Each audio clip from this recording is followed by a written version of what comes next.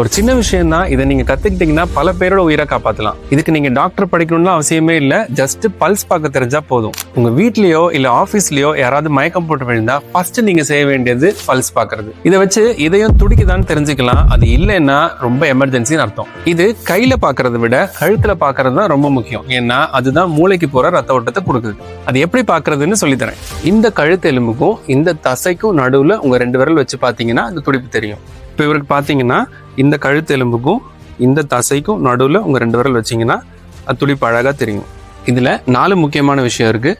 ஏதாவது ஒரு சைடு பார்த்தா போதும். முடிஞ்ச அளவுக்கு ரைட் சைடு பார்த்து பழகுங்க. 2 சைடும் ஒரே டைமில் பார்க்கக்கூடாது. ரொம்ப அழுத்தியும் பார்க்கக்கூடாது. லேசான அழுத்தம் கொடுத்தா போதும். இது மாதிரி உங்கள் வீட்டில் இருக்கவங்க எல்லாருக்குமே ட்ரை பண்ணி பார்த்துருங்க. அது மாதிரி நீங்கள் மயங்கி விழுந்தால் உங்களுக்கு நீங்களே பல்ஸ் பார்க்க முடியாது. ஸோ உங்கள் ஃப்ரெண்ட்ஸ் அண்ட் ஃபேமிலிக்கு ஷேர் பண்ணி அவங்களையும் தயவு செஞ்சு இதை கற்றுக்க சொல்லுங்கள்.